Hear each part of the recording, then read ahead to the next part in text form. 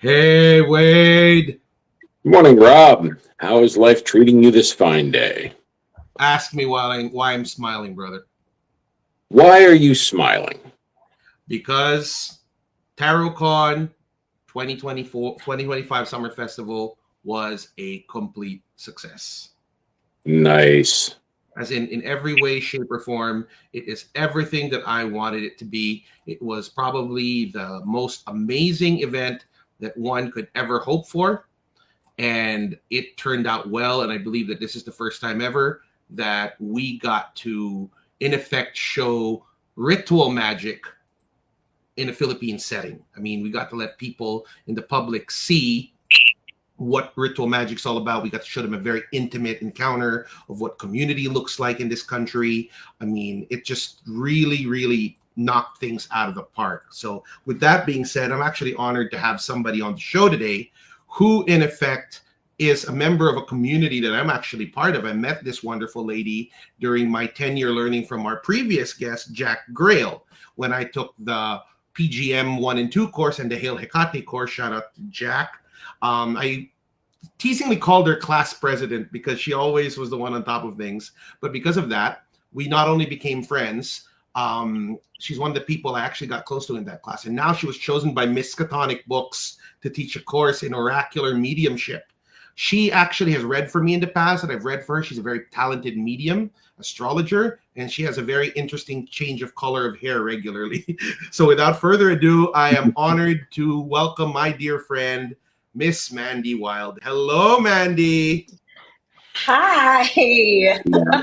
How are you? Doing great. Welcome to magic.tv. And if you didn't know already, I'm Rob, and this is my hetero life partner, Wade. And today, this is all about you. So we want to start off by saying Hail Hecate and tell us about you. How did the legend of Mandy begin? Hail Hecate. The legend of, oh my gosh, I don't know if there's a legend or not, but let's see. I am a medium and a devotee of Hecate. And first off, thank you for the really warm introduction. And I feel like you're class president, by the way. You were always on top of things. I think that just is a testament to how excited we were about having that material and how fortunate, how lucky we were to be in that class because the community around it was really vibrant. And I loved our cohorts, the ones that we were in together, right? Like, so it's been really, really great getting to know you and the other magicians in the PGM and the Hecate courses. So my name is Mandy Wilde. I'm just a witch. I don't know what else to say. Okay. Just a witch. I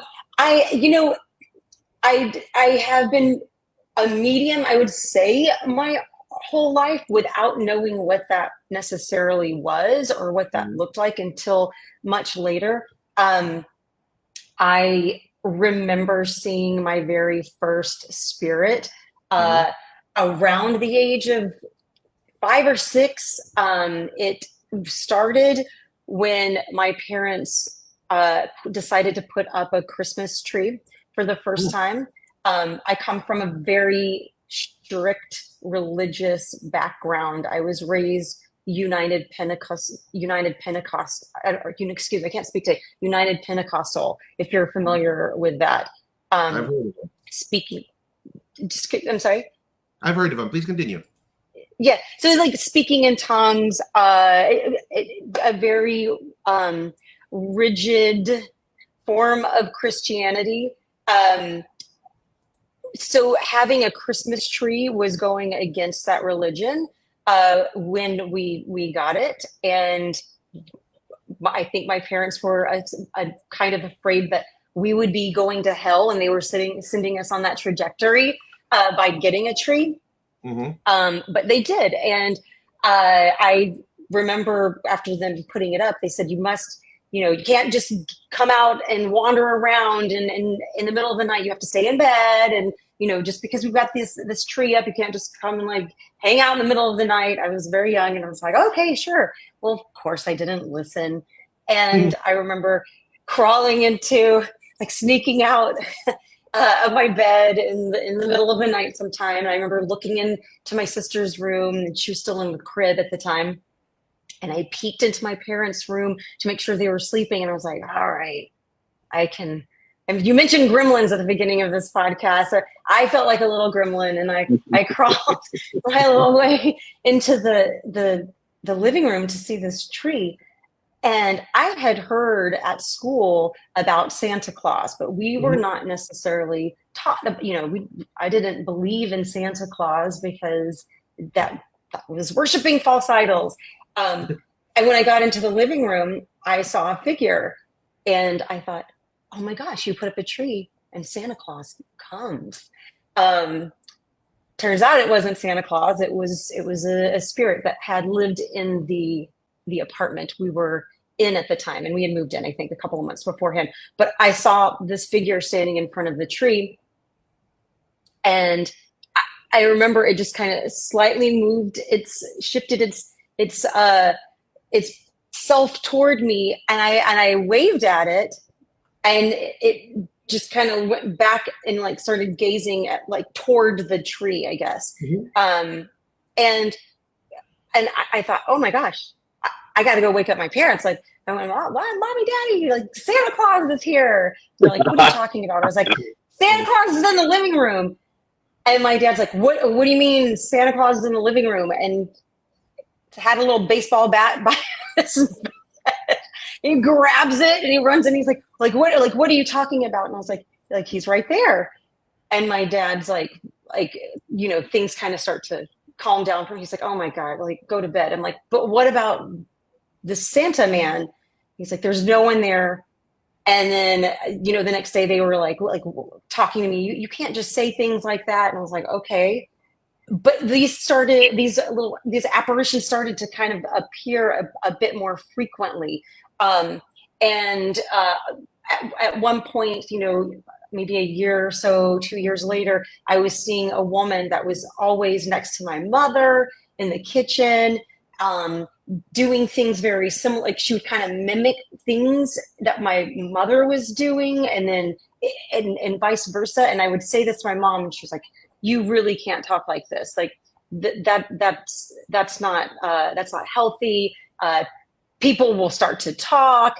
But in my head, we were going to church and they were speaking in tongues, and you could see energies coming. And I'm thinking, at this very young age, like, I don't understand what is wrong with what I'm seeing when you're essentially kind of doing something very similar at church. But I learned to kind of keep a lot of that quiet, and it started to kind of weigh on me the older I got, and into middle school and into high school. That started to develop into like mad anxiety, like panic attacks, like just holding and suppressing this, like while this got more and more active. I don't know how personal you want me to be on this, or how, like, if your audience is okay with maybe being uncomfortable whatever you're for a comfortable second. works. Go ahead, please, by all means. So I am a survivor of sexual abuse, and it happened to me at a very young age and for a long period. And it was with a family member, not my parents, but it was with a family member who was my abuser. And at that point, there was a lot, I think, people who survive any sort of abuse, whether it's sexual or physical or emotional, at a very young age, I feel like have a really close connection to the other side, because there is a period of time, right, where you're heavily disassociating in order to survive, to just get through like your day to day. And as a young, you have to evolve to just survive it. Exactly. And I, as tragic as that experience is, and was for me and continues to be a part of who I am, I feel like because of it, I was able to connect maybe a bit more intensely with that side, because mediumship is something that we all have access to. Because, you know, when we come into this world, we are straddling both sides of the realm. And as we get more and more grounded into this physical realm, that starts to fade away. But it doesn't go away, and it doesn't have to fade away. And unfortunately, circumstances like abuse can keep it a little bit closer. At least that's kind of like what I've gotten from it. But taking that out of the equation, you know, you're getting older and older, and you're seeing things, you're hearing things, and you're able to kind of like go up to people on the street and say, hey, you know, this woman next to you says that they're your grandmother, yada yada yada. That doesn't like sit really well with folks, so you start to kind of suppress it, and of course that would blossom into some full-blown panic attacks, right? But you know, I was able to, with my guides, through my mediumship, develop it in a way where I was able to establish certain boundaries and certain like foundations and practices for me. And every medium is different, and they have their own foundations and their own practices that they use. And most mediums out there, at least up until like recent times, were not necessarily super spiritual, like as like magical. It was a different kind of relationship with spirit. So like I feel like I've like been able to kind of create my own container for the practice that I do. It is not something that you should just go up to people on the streets. You know, I learned that at like a teenage, young adult age, right? You want someone's permission, and you want to be able to sit with someone prior and connect with them for a while. When I do mediumship, as you know, Robert, I've sat with your guides prior to sitting with you, and it takes time. There's like a preparation of about an hour, sometimes half an hour to an hour, before I even start to read for someone, because that allows for a lot less room for mistakes, right? Because there's energies around us that are like vortex. We're in this like vortex of energies and spirits, and you don't want to mistaken like something that's like maybe an apartment spirit that's coming through, as opposed to your own personal spirits. But through all that, coming into my magical practice, is I was really starting to, as a young adult, I would say around maybe middle school years, I was integrating more things like tarot, looking to nature as like answers, because I was really icked, and this is no shade on those who have a religious practice with like, you know, with Jesus, with God, like any of that. Like it just wasn't for me, because what I witnessed in it didn't resonate with me. So I looked outside of that. That of course like came, you know, like Wicca at first, and then I drew a little bit more into like chaos magic. I kind of like that autonomy. And then of course later in my 50s, the PGM, right, which is where I found you. Wait, what came first? Was it PGM or Hecate for you? I'm curious about that. Hecate. Okay, I want to know about that. When did Hecate enter you? Hecate came to me before I even knew really what the current was. I didn't know who Akate was as a young adult, but I was resonating with those currents. I was resonating with those aspects of her. I was really struggling and trying, and still like this this sense of unbinding, right? And I remember like as a young adult, like being extremely rebellious and extremely confrontational with anything that came toward me that seemed I don't know, not in line with where I was at the time.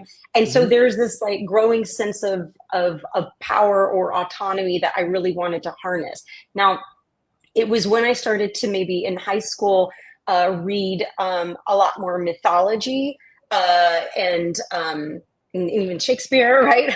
But I started to read about this figure Akate, and that kind of stuck with me. And at that time, I didn't know like what it was to like maybe honor Akate, but the idea of a guide um, helping, Persephone in and out of Hades, that really struck a chord with me as someone who worked with spirits that had already crossed over.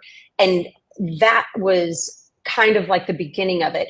And I remember for an experiment asking this figure, Akate, to help me when I was dealing with a passing of a personal past loved one. And I don't know why I did at the time. And I don't even know if, I mean, I didn't even know like what was going on. I was just like, you helped Persephone. Can you help me? Because I need to reach this. I need to reach this person because I need to communicate with them. And all of a sudden things just started to kind of unfold. Now at that time, I still didn't like have an altar to her. I wasn't doing any of that, but I was like, oh, she is my bouncer. She can be my bouncer to this work. And she was very,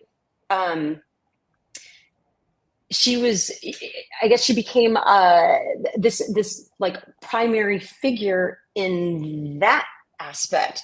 And then it was as I started to kind of like maybe read up on her a bit, and I was like, oh, I really like that. But it was very confusing. As you know, Akate in the beginning can seem quite overwhelming. Yeah. When you look at it from the bigger picture, it's much more accessible than one might think, because it's not this little like, oh, it has to be this. Ikate is like all of this and everything in between. So it is actually a lot more accessible than what people think. But I think I started to have an like started to devote myself to her was Mhm. when my dog passed away on August 13th, which is an auspicious day for Akate. This was like 10 years ago or so. And I was like, whoa, wait a second. And I was having all of these like downloads of her coming in, like finally, she was almost like finally you're clicking, like your dog is part of my pack. And like all these things were coming up. And I was like, I'm gonna make an altar to Akate. I work with her in my mediumship. I'm gonna work with her as a devotional practice too. So I started an altar, small as it was back then, which I'll have you know, I still do not have a, a statue like of Akate yet, Not yet. because It's I coming. don't. I feel like I need to whittle it though, because Let it come to a you. Just let it come to you. It'll come. I don't see her in some of the depictions of the statues that I come across, right? Because she doesn't present herself to me in that way. Hmm. I think they're beautiful. I think the different depictions, like I love Cullen's like work of her. I love like the Greek. I love all of those. I think they're amazing, but they haven't resonated personally with me. Like to me, she's not like a big busted like car.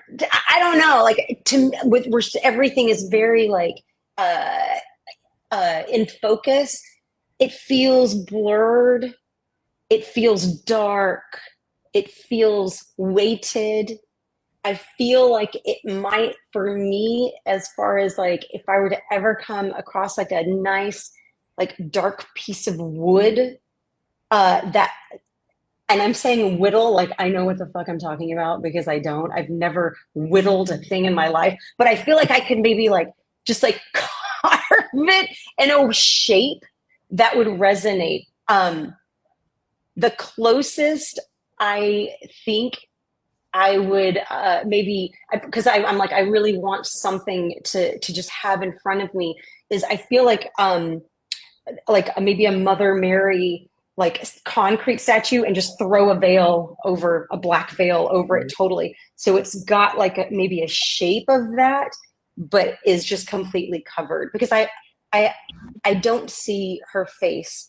I We have just a feel comment from one of our viewers who says, "True, I also haven't seen a depiction or a statue that looks like her or resonated." So I don't think you're the only one who feels this way. it's, is it Pauline? Is that am I, what I'm seeing Yeah. on this? Pauline Mendoza. You know, I feel like she presents herself very differently to us all, does she not? Right? Like we all have very different relationships with the deities, right? And I think it's no different than like my relationship with Helios or with Hermes or whatever. Like I have a hard time with a physicality to it. And I was a sommelier in another lifetime. That was how I spent a good part of the last like 20 plus years professionally before I took mediumship just professionally. But our taste buds are all very unique to ourselves. Rob, you taste different than Wade, taste different than me, taste different than Pauline. Our taste buds are very different. And so when we have something that we put in our mouths, like there's a reason why this hibiscus tea is pleasurable as tart as it is to me, but maybe not to someone else. And that doesn't mean that it's wrong, and it doesn't mean that it's that someone's not tasting its true expression, because that's not what that is, right? We get shown, or we taste, or we see things much differently than how the person next to us is. And I think that's so special when we talk about those deities that we choose to honor, right? Because they show a side of themselves to us that no one else gets to see. That's your own personal relationship. Experience of them. Now, I want to go to the next thing. Aside from you being a talented medium and a devotee of Hecate, you also like astrology, right? When did that fit into everything? Because, like, honestly speaking, I've always been a tarot bitch all my life. I've learned astrology, but it reminds me too much of trig, so my nose bleeds every time. I'm like, do you use astro terms on me? I tune out. You know, Pauline's one of my students. He knows that. So it's like, oh, Mercury is in Chiron. I'm like, I walk out the door mentally. It's like, I don't want to hear that. So That's such a Virgo thing to say. What? That's such a Virgo thing to say. Well, thank you very much, Wade. Now I've tuned out again, but then I'm a Gemini. But so what, Mandy, when did astrology enter your life, and how does it affect your oracular work and your other work that you do with Hecate? That's a great question. So I love astrology, and I think it's a wonderful gateway to a lot of other things. And I also think it's a wonderful supplement to magic and to devotion as well. And when you say it's kind of like trigonometry and it gives you a nosebleed, there is a lot of mathematics to it, right? However, uh, thankfully to software, we don't have to do the mathematics ourselves anymore.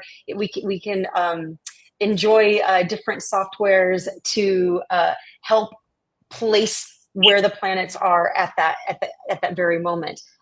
Astrology, I mean, gosh, I remember, remember the rolls of horoscopes you could get. I remember getting those like as a kid, as a gift from someone, reading in the daily paper the astrology or your horoscope.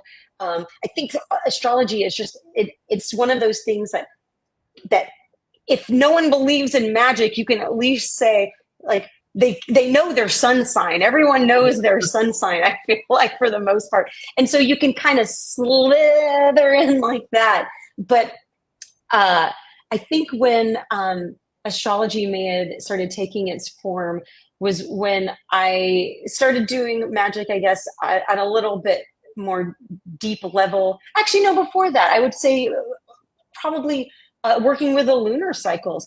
I'm going to go before that. Okay, sorry. Let's go even before that. When a woman starts her period, she starts to become extremely conscious of where that cycle is, and it is extremely connected with the lunar cycle. So I'm going to say that's probably more the thread. And then becoming a little witch in middle school, high school, I think you start to pay more attention to the lunar cycles because you're doing, you're honoring certain times of the year, and then of course going a little bit closer into any sort of like magical practice when you're wanting to utilize the planets and those aspects. Now today, I really love astrology a bit more on those terms, but when I'm getting an overall read of, I mean, just the overall climate of the world, right? And right now is I guess I don't need to say what's going on right now, but I mean, it's no mistake that this is happening, like with Saturn and Aries and Neptune and Aries, this kind of like clouded vision, but aggression that's taking place. I think we can use astrology like that just so we can know a temperature of what we're going into. So again, like whether it's collectively like that, or if it's personally, if you were to come to me, you know, for a reading, and maybe even like just like a reading, like I know we talked about doing something this week, Rob. I would want to do your chart too, just to kind of get a nice feel of like what's going on planetary wise with you, because it gives a temperature that can supplement a reading. But also you can use like other things other than just like your sun, your moon, and your ascendant. You can use like the asteroids and the moons, like the Black Lilith, or like Hygeia, to like let's say something's going on with your health. You don't just look at certain houses. You can also look where like Hygeia is in your chart. So it just gives a nice, it just kind of bulks out a working, I feel like. I have a question, if you don't mind me asking, and it's about your upcoming oracular mediumship course. Will you be teaching those who attend how to augment their oracular skills with astrology, or is it something that they should already know beforehand to maximize what you're teaching them?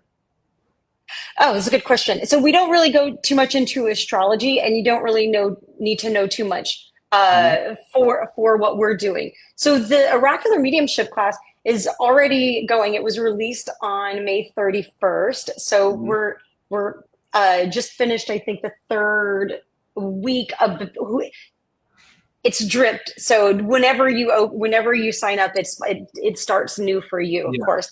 But it's essentially going over the foundations of mediumship, but through this like lens of the ancient oracles. So we dive into like the Delphi, the Dodona, the oracles of Ammon, and we go all the way up to like the Oracle of the Dead, right? And we go through different foundations of mediumship by looking at those different oracles and how they were interpreted back in ancient times.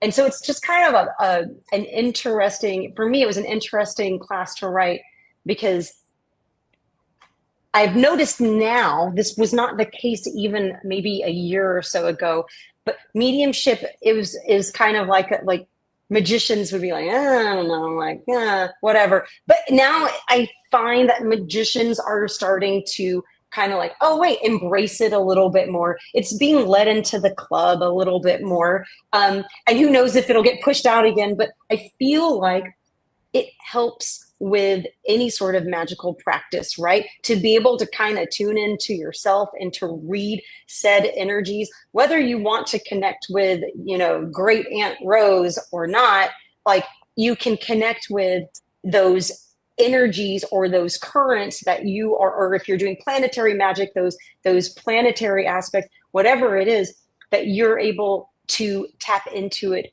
at a much deeper and personal level, because we have to understand how our bodies interpret those currents first. It's kind of like reading a room, right? If you're completely socially inept, you've never been in front of like another human being, whatever, like that's great, whatever, but maybe that would probably make some of us feel really good. But let's say you've just never had that opportunity to be in a room of a lot of people and read what that feels like. That could be extremely overwhelming, and it could be extremely confusing, because your body is all of a sudden like I sense this, and how do you interpret that to begin with? But if you're familiar with how your body interprets, like let's say, I always call this like a body mapping, which we get to in oracular mediumship. Body mapping is like where you scan your body when you are in your trance-like state, which we also go over in oracular mediumship, how to get into that safely and how to come out of it safely. But you start to scan your body and feel and recognize and field log what things mean, like, and it can be different from all of us. Maybe when Wade goes into his trance and he's wanting to connect with I don't know, Kronos, like maybe you're like, how do I know what is being like said to me? How do I know when Kronos has actually like appeared? Like, so what does like that feel like in the body? And starting to keep a journal of like where that appears. Like for me, when I feel like Akate, I get igniting. I can't speak this morning, in the back of my neck, and like where this is, and it starts to tingle, and it starts to get really loud, and then it starts to swell to my ears, and then I know that I'm in it. I know that she's there. But then also you can use body mapping, like where you scan your body and you go, I'm having like my heart feels like that there's pressure, or there's like palpitations or something, and it happened just when you started to do the body scan. That would indicate maybe if you're connecting with a past loved one or another spirit, like that's an indication they passed from maybe a heart attack or something cardiovascular related. You can use these things, and the more you do it and the more notes you take, you start to have your own like glossary for you in spirit, because again, it's going to be so different from it's what like a roadmap of how you react, right? Exactly, a roadmap. That's a really great analogy. Yeah. It's funny you should mention the back of the head. In a lot of the African traditions, like in Palo, your riders or whatever, when they're kind of like, if they attach themselves to you, they always come in on the back of your head, almost like. Well, I had one that attached to me that ended up going into one of my pots, but they will. That's kind of just where they sort of glom on. Yeah, there's something almost like it's a little saddle. In Chinese medicine, also, the same point is called the ghost gate. And they say that in traditional Chinese medicine, that's where spirits enter the body through that exact point. So it's pretty much in African, in your way, and in the Chinese way, it's a reality. So like if you're feeling something in the back of the head, here in the Philippines, they say you have high blood. They said, no, literally something could be trying to plug into you. I love that. Okay, I love the continuity here. Amazing. Epic. All right, what did you call it, Rob? Really fast. Ghost. Chinese, what is the ghost gate? The ghost gate. What a Yeah. cool name. Yeah, so look it up. And what is the ghost gate in TCM? And you'd be surprised. Like they'll even say when somebody's sending bad energy to you, it enters through the ghost gate. Oh my god! Even more, more need for boundaries, right? Which is something we go over. Exactly. Boundaries. It for those, since we're on the topic of oracular mediumship, the class is up on miskatonicbooks.com, and it is 8 weeks. It is. I have a Facebook group and a Patreon group that you can, if you're in the class, you know you can get access to this and just hang out and get support. And it's not something that ends after the 8 weeks. This is something that's just up. I've installed and I will continue to nurture. So if you have questions or whatnot, they can come in and have support. And the community is already super, super loving and active. But yeah, it's 8 weeks. It's dripped. So if you sign up tomorrow, you start week 1 and then it'll drip out with week 2, week 3. Or if you sign up next year, it'll start out with the same thing. So it's really special. They've, I mean, Mistkatonic Books, the pedigree of what they do over there is stellar. I'm really humbled to be among the likes of the other educators. So far, they've got Jack Grail, which is one of our mentors, and then Delicate. Shea rock on Shayla. You know, actually, I'm smirking because I just want to say, told you. Because when I read for you like a year ago, I told you this was going to happen. Look back at our reading. I said, Mandy, you got to prep. You're getting put to the front lines, whether you like it or not. And then he was like, I don't see that's how that's going to happen. I said, the how is not our problem. Just be ready. And I'm so damn proud of you. Okay. Go ahead. You did. All right. So the next segment now is what we call the Jon Stewart segment. In other words, occult current events. Now, I want to take it from you as an oracular medium, as a follower of Hecate, as an astrologer. How do you think the current of these practices is going nowadays? Like, do you think that in the next 10 years, we're going to have 100 priestesses of Hecate? Or is things like witch talk sending it to the dogs? We want to know, what do you think about that? It's witch talk sending it to the dogs. I like that analogy. Is it sending it to the dogs? So I want to embrace all of the paths, because she is a goddess of the paths, right? You know, like I want to embrace all of the ways that Hecate is showing up right now. I feel like, and we spoke about this briefly the other day, there is I don't even want to say resurgence, because there never was one. Like she's been heavily shielded, I feel like, for a long, long time. Because when I first started devoting myself to Hecate, the only thing I had was like the Chaldean oracles and like the mythology. Like there wasn't a lot of stuff online, right? And so now I always tell my students this: don't even look online if you can help it. Like I said, she's going to show you who she is, and it's going to be very personal. But I feel like the different paths that are being cleared, I guess, whether it be witch talk, if that is how some people are finding her, fantastic. But if you are on the witch talk, or if you're on the witch talk, I just dated myself, didn't I? The witch talk.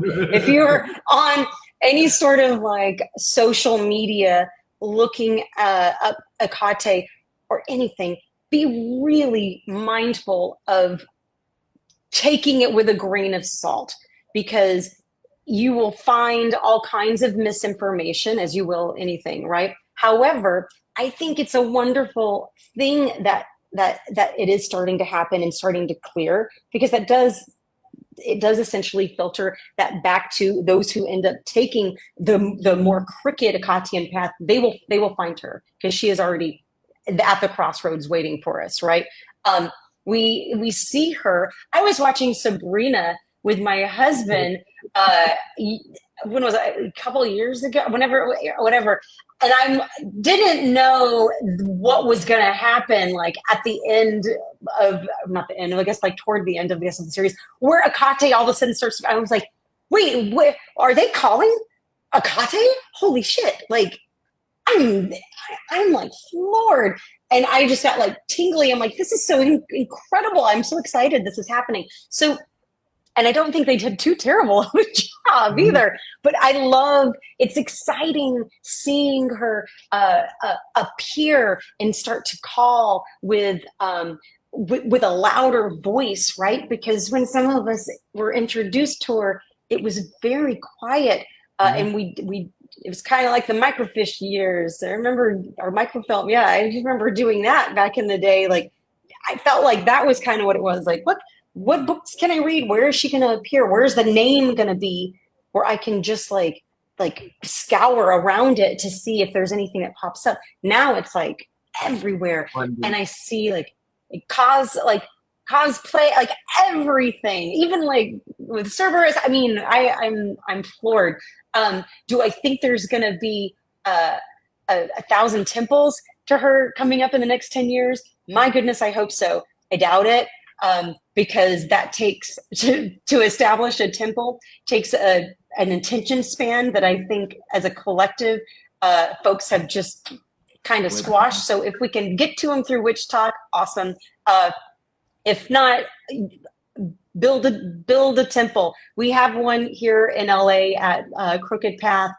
Sal and Popey have it open to the public, and we're able to enjoy that. And then of course we've got our, as a modern Akkadian temple.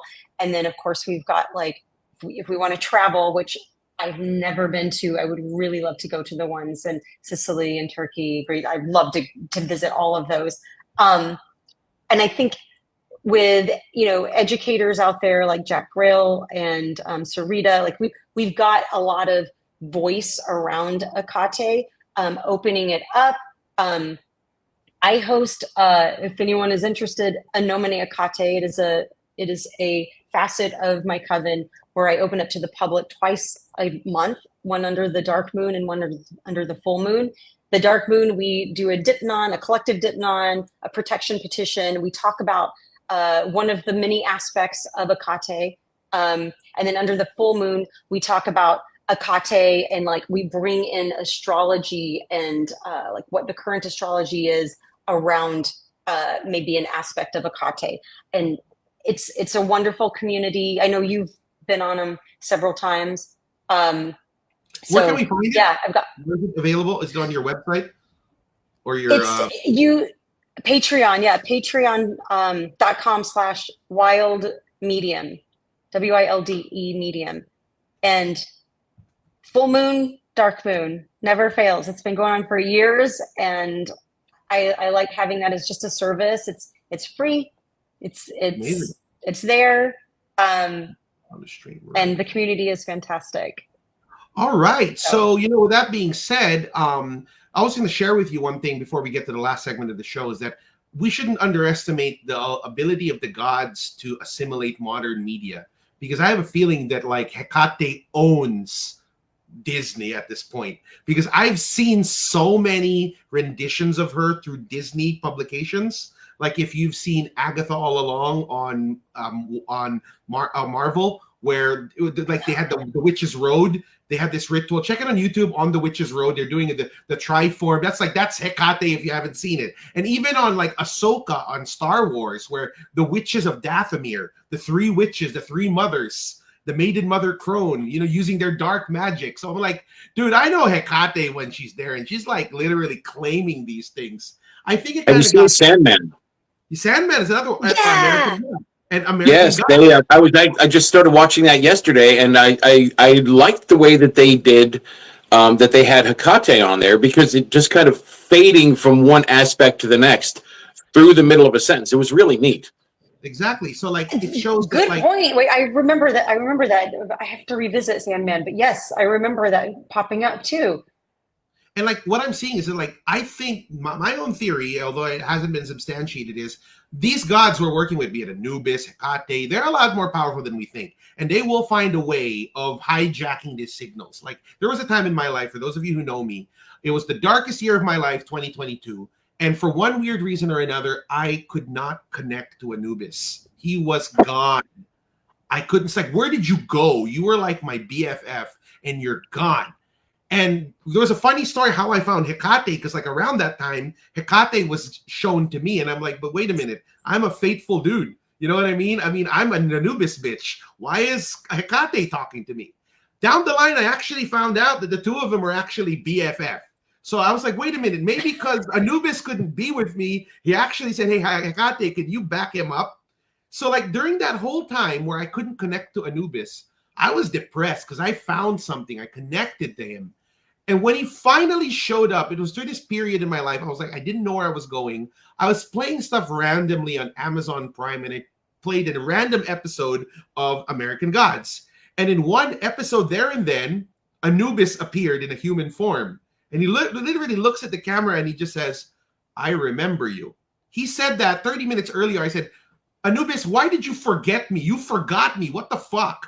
And then that happens. I'm like, dude, this is some creepy shit. You know what I mean? It's like, don't underestimate their power to use the media. That's why you're right. Maybe we should look at witch talk in another light.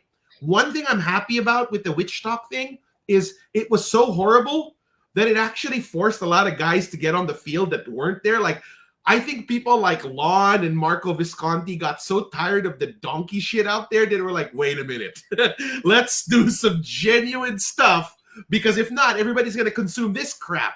So I have a feeling that the things like Foolish Fish, Glitch Bottle, Lon Duquette, Marco Visconti, although I don't think that was the reason, that was the counterforce of the genuine pushing back, giving something available online. And now these guys give some amazing content that I consume like pancakes. So yeah, the whole media thing in the gods, I think, is the next level. Because now we're going to go to our third segment of the show, and that is Occultex. Now, Occultex is... Samantha Torres says, yep, she is coming out more.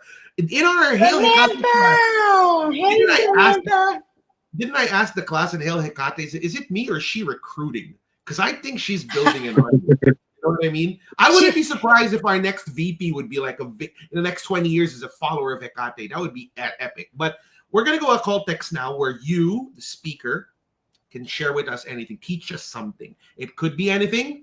It could be an ancient Hecatean astrological ritual for love, or it could be make a peanut butter and jelly sandwich the wild way. Please don't give us the latter. Anything you'd like, the sky's the limit. Please let us know. Well, let's see. Let's do, I think that something that is really beneficial for any kind of any sort of practitioner out there, or even if you're not someone who practices, someone who is wanting a devotional whatever it is. This is, I feel like, something very simple and very helpful and very meditative, I guess, to kind of do. And I love to water scry. And so let's talk about that for just a bit. With first of all, like, I love the element of water.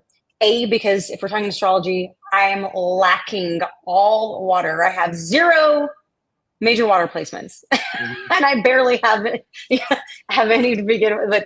But so I love to connect with water because, again, it kind of supplements what I don't have, right? But with that element of water, we're talking about also like connecting with intuition naturally, right? Or like an emotion, with like that lunar side of ourselves. And this is something I go over in oracular mediumship in the first week. So here's a little teeny preview, but you can do something as simple as when you get into a trance-like state, you can get just a simple bowl of water. And I like to like dim the lights, maybe light a candle because you want a bit of like kind of light movement going on. And I like to like add a bit of oil to the water. And as I'm sitting with my question, let's say I want to see if like a work that I did was received, or if I have any messages from a particular spirit that maybe I'm having a hard time connecting to in another way. You would just kind of like allow yourself to relax. Sometimes I will like hum a bit, kind of relax even my throat, and it kind of vibrates in like the mind. Um, I open my eyes at like half mast and then kind of look down at the water almost through like my lashes, or maybe I'll put like a, a veil or like piece of lace or cloth over that I can see through a bit over my eyes. And then I just watch the oil start to separate and then form back together and separate. And it'll start to create maybe a pattern that ignites something or makes me remember something or spawns something. Maybe it's a shape that it starts to take form. And then you can start to kind of like maybe place meaning on that. But it can help. A simple water scrying can help connect you to your own intuition, but with you're using like oil in water, it can start to help you be able to form something visceral, right? So that you can like actually like see and like, oh, kind of like when you're cloud watching, right? You're like, oh, I see a dog, or I see, and you're like, oh, like send a message from a dog in a cloud, or I see, a scary face. Like, what does that mean? Does that mean I'm like going to be approached by something that makes me feel uncomfortable? So, something like that. So it's a nice way to kind of go inward and look at it that way. And I use water scrying quite frequently. I do it in my cauldron. Most of all, I have like a little cauldron that I keep on my altar that's about yay big, and it's iron, so it's this dark color. And then with a candle going and the lights dim and the oil moving, you can just imagine the shapes that come about, and then you can, of course, like decide what that means to you as in reference to whatever question you had. But Is it what do you think energetically? of that? It's great. Actually, I'm ready to write it down and pretty much put it in the spell book, because for all the teachers here, we actually compiled the techniques into a dispersible graphic and we published them down the line. So with your permission, of course, all credit will go to you. We'll say this is Mandy Wilde's method. You know what I mean? I mean, we'll even link them to your website and everything, because we want to platform people for what they're teaching to people. But I do have a question about that as a fellow scryer. Is it energy intensive? Meaning, does that technique drain you a lot, or does the dependence on the other aspect just make it easier? That is such a good question. And I feel like it is not as draining as some other forms of water scrying in particular, as opposed to like maybe mirror scrying or even flame scrying. I find much more nurturing. And maybe it's because of the element that we're incorporating with as water. You know what I mean? But I don't necessarily leave with my eyes tender. Sometimes when I'm flame scrying or mirror scrying, my eyes will get kind of sore, like I've been looking into something like far too long. But with water scrying, it feels much more nurturing. Where that's why I like to teach it to beginners and advanced alike, because it's something that kind of transcends. Mm-hmm. And it's something that can develop. I want to say as well, if you're ever like without a bowl, or you're just like, maybe you're somewhere and you're like, I need to connect to my intuition, and you're having a hard time maybe like connecting with yourself, and you're not even at home, or you're somewhere like, and find a restroom and just go to where the sink is and maybe like try to plug the sink and fill up the water, and just kind of, you can even do it that way. I like if you need to get to a place where you're scrying. Again, I say that if you're someone that has maybe difficulty with just kind of like tapping into your intuition naturally. Another helpful thing is just go for a walk. Some people have a difficult time sitting still. I'm sometimes one of those people. Yeah, sometimes you need to be active with your meditation and receptions. That's very true. What others? There's two ways to really achieve stillness. You can either like have an object that just sits still, or you can have it like a gyroscope, where it's in a constant motion around a center, and it achieves the same stillness. Yes. Oh yeah, like Astraphilus too. Like watching Astraphilus, like. Exactly. So anyhow, that's Mandy Wilde. Thank you very much for joining us one more time. Please plug your upcoming class and how they can reach you for consultations, for workshops. Please feel free to share with us what you've got coming your way. Thank you so much. MandyWilde.com, or excuse me, wildmedium.com is my website. If you are looking for bookings, you can read all about me there. It's WILDE medium.com or patreon.com/wildmedium, WILDE medium. I have the Mistkatonic, thank you so much, Rob. I have the Mistkatonic course, Oracular Mediumship, A Direct Line to the Divine, that is out now. It is $199 for the 8 weeks, but you can also pay per week, which is a nice little breakdown there. And then I am also a part of the Salem Witch Fest and Folklore, the Salem Witch and Folklore Fest coming up. I am teaching a workshop on August 19th. I believe it's at 1 p.m. Eastern time.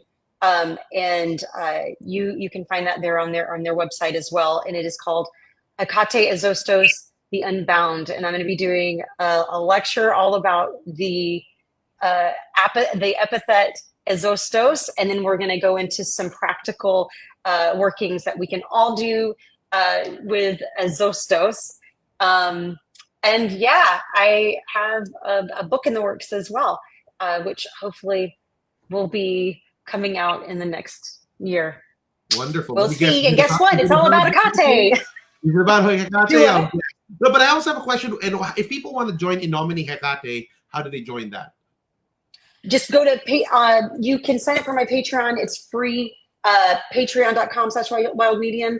And on I always post like ahead of time too, like when it'll be, but it's always at 6 p.m. Pacific time.